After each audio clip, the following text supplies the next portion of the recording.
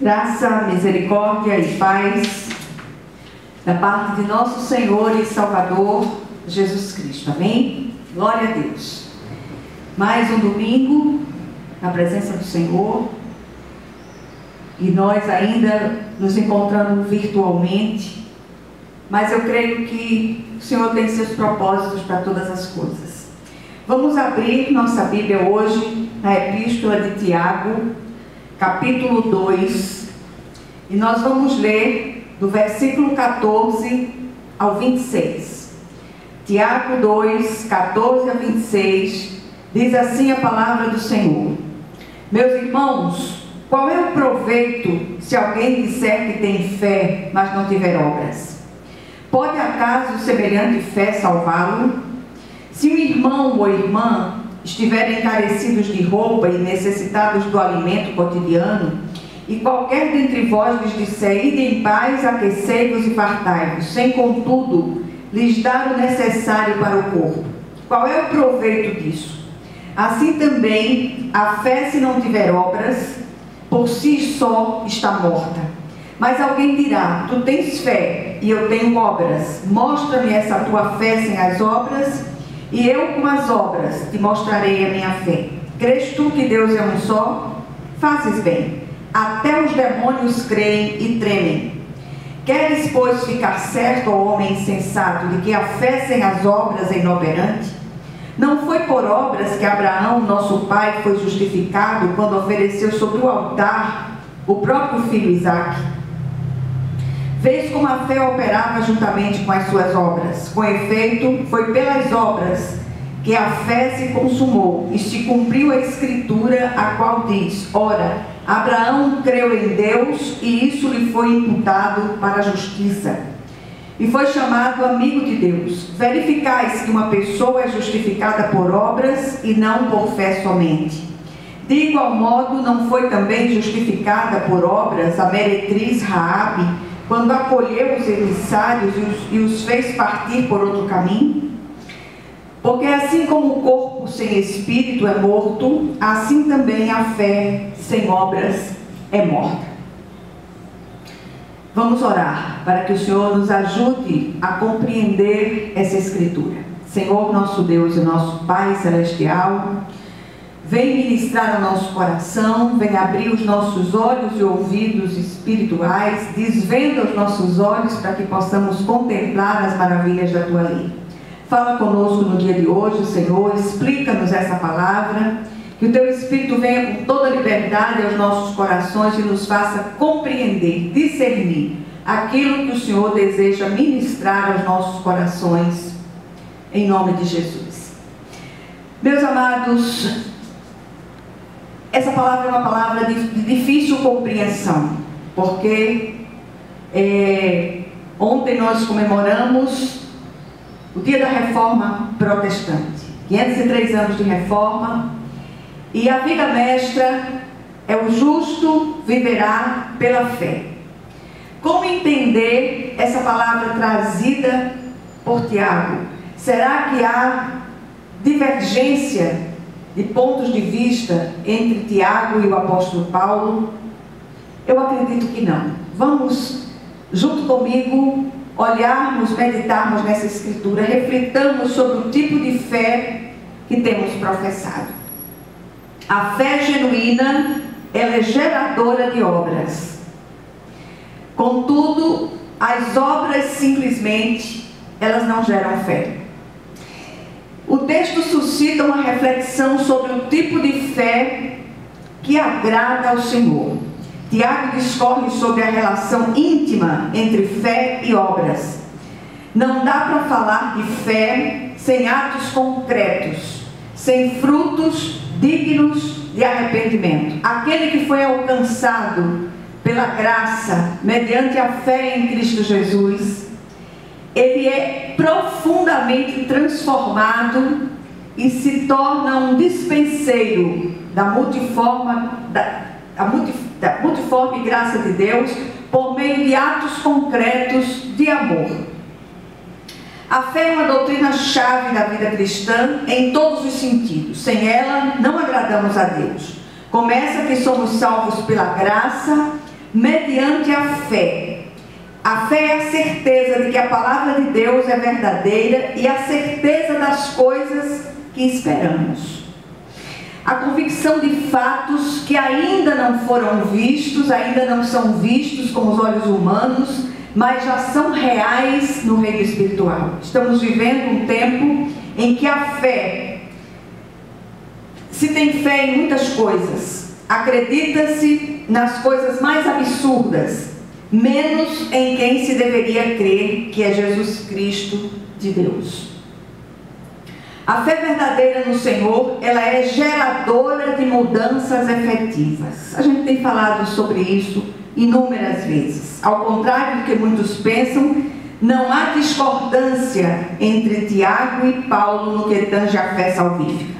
Enquanto a fé justifica o homem diante de Deus, as obras justificam este homem diante dos demais homens. É uma testificação daquilo que se operou no coração desse homem. A fé genuína no Cristo, que salva e liberta, produz mudanças e atos concretos. Do contrário, não passa de mero emocionalismo de fachada.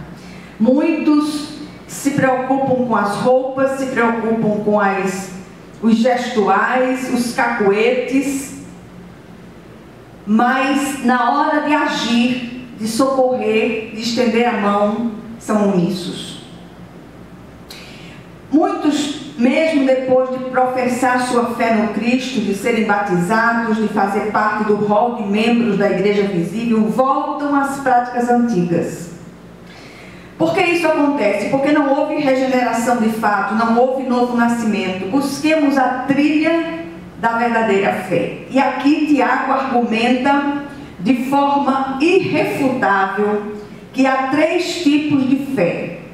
E o desejo do meu coração, a minha oração hoje é para que essa palavra toque o seu coração e você possa fazer um autoexame. Que o Senhor possa sondar o nosso coração para ver que tipo de fé nós temos verdadeiramente professado.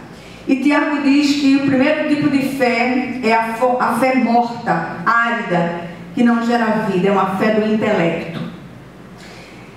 Uma pessoa com a fé árida coloca as palavras no lugar dos atos. A vida dessa pessoa não condiz com o seu discurso. Tiago ilustra a sua argumentação com um fato simples e corriqueiro. Alguém necessitado entra na igreja. Aquele que professa uma fé morta observa a situação e tem sempre uma saída espiritual, entre aspas. Ou seja, especialmente tem um versículo na ponta da língua para aquela oportunidade. Esta saída nunca o leva a uma ação efetiva, ou seja, ajudar de forma concreta. O texto aqui fala de necessidades básicas, alimento e vestuário.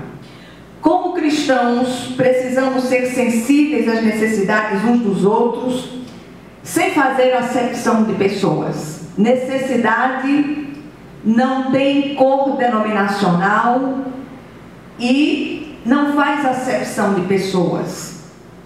Não podemos esquecer que muitas vezes Jesus se disfarça para nos testar nessa área. Quantas vezes Jesus vem nos procurar disfarçado e nós não reconhecemos? Tem um texto, tem um episódio na vida da Madre Teresa de Calcutá, que certa vez ela estava na base da missão e chegou um homem andrajoso, muito esfarrapado, parecia alcoolizado, e ele gritava muito no portão pela madre. E aí um dos seus ajudantes disse: Madre, a senhora quer que eu vá lá e o despache e o bote para correr? Ela disse: não, meu filho, pode ser Jesus disfarçado. Olha que coisa interessante. Ajudar os necessitados não é opção, antes é uma expressão de amor, e a fé opera pelo amor. Somos justificados pela graça, mediante a fé para as boas obras. Segundo lugar, o segundo tipo de fé é a fé manifesta pelos demônios. É uma fé que envolve intelecto e emoções. E aí a gente se pergunta, como assim? Demônios têm fé? Tiago aqui usa uma ilustração pesada. Fala da fé dos demônios. Mas como é essa fé? De que forma eles a manifestam? Eles acreditam na existência de Deus, na divindade do Cristo e na existência de um lugar de tormento eterno. Também reconhecem a supremacia e a autoridade de Cristo. Eles recuam ante o poder da palavra de Deus, mas continuam demônios. Não há transformação, não há mudanças. A fé demoníaca age no intelecto e nas emoções. Os demônios creem e tremem. Uma pessoa pode ter o conhecimento intelectual da doutrina e até se emocionar, sentir arrepios e ainda assim ir parar no inferno.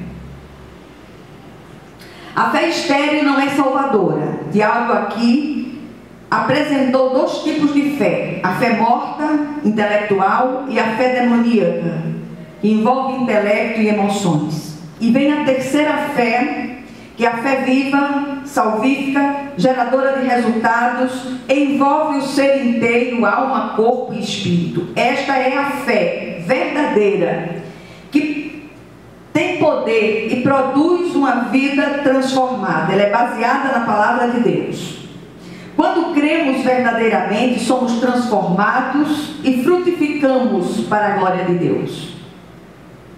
Tiago usa como exemplos dessa fé viva, Abraão e Raabe, porque eles ouviram, receberam a mensagem de Deus por meio de sua santa palavra e entraram em ação.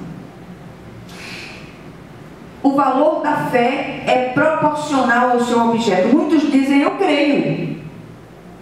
Em quem ou no que você crê? Não somos salvos pela fé na fé. Muitos creem em muitas coisas, há muitos objetos de fé. No entanto, só podemos ser salvos pela graça mediante a fé em Cristo Jesus, conforme revelado em sua santa palavra.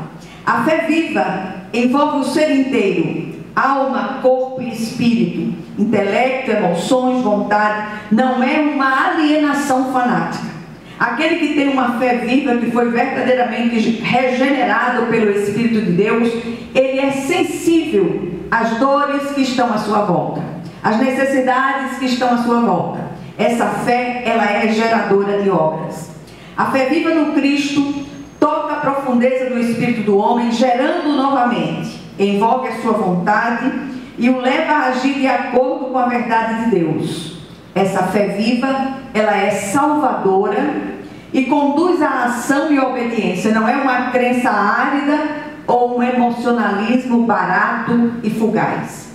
Reforçando o que já fora dito, antes a fé justifica o homem diante de Deus, e as obras testificam dessa justificação diante dos demais homens. O que nós aprendemos aqui rapidamente? Primeiro, Tiago enfatiza que o cristão genuíno pratica a verdade. Não se apega simplesmente às doutrinas antigas, mas pratica essas doutrinas na vida diária. É algo que já faz parte do seu ser, na sua nova geração. Obras sozinhas não salvam, nem produzem fé, mas fé genuína em Cristo Jesus produz transformação e obras. Terceiro lugar, o cristão verdadeiro não possui a fé morta dos intelectuais, nem a fé emocional dos demônios, mas a fé viva, dinâmica de homens como Abraão e de mulheres como Raabe. Essa fé viva transforma a nossa vida e nos faz trabalhar para a glória de Deus. Em quarto e último lugar, a fé viva em Cristo Jesus age para a salvação e para a vitória sobre o pecado. O tipo de fé que professamos vai determinar se realmente estamos em Cristo, se verdadeiramente as velhas coisas passaram ou não. Muitos creem em Cristo, mas com uma fé morta, intelectual. Outros também creem em Cristo, mas com uma fé demoníaca, emocional, meramente emocional.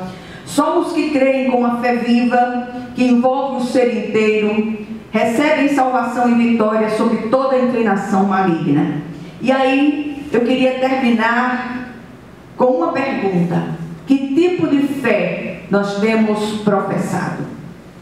Muitos têm sido batizados, são professos, fazem parte da igreja visível, do rol da igreja visível, mas infelizmente não fazem parte do rol da igreja invisível, da Santa Assembleia Celestial, que só o Senhor sabe.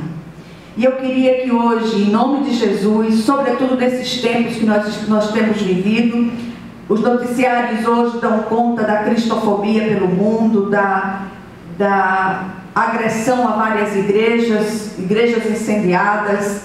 São tantas coisas que têm acontecido.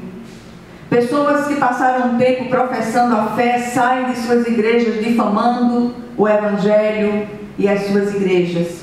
Que o Senhor, Ele derrame graça sobre nós, que o Senhor abra os nossos olhos espirituais, de modo que possamos compreender aquilo que o Senhor deseja de nós e que possamos dizer: Senhor, eis-me aqui, envia-me a mim, e sejamos disponíveis para Deus, através de uma fé viva, uma fé que é manifesta em atos concretos de amor. Que o Senhor nos abençoe a nossa semana, que o Senhor visite os lares, visite os enfermos no nosso meio, que opere na vida de todos nós, que abençoe a viagem de Íria, que ela vá e volte em paz, e que o nome dele em tudo seja glorificado. E que a graça do nosso Senhor e Salvador Jesus Cristo, o amor infinito de Deus, o nosso Pai Celestial, que as consolações e comunhão do Santo Espírito estejam com todos vocês, com todos nós e com todo o povo de Deus, espalhado por toda a face da terra, desde agora e para todo o sempre. Amém, amém e amém. Que Deus nos abençoe, em nome de Jesus.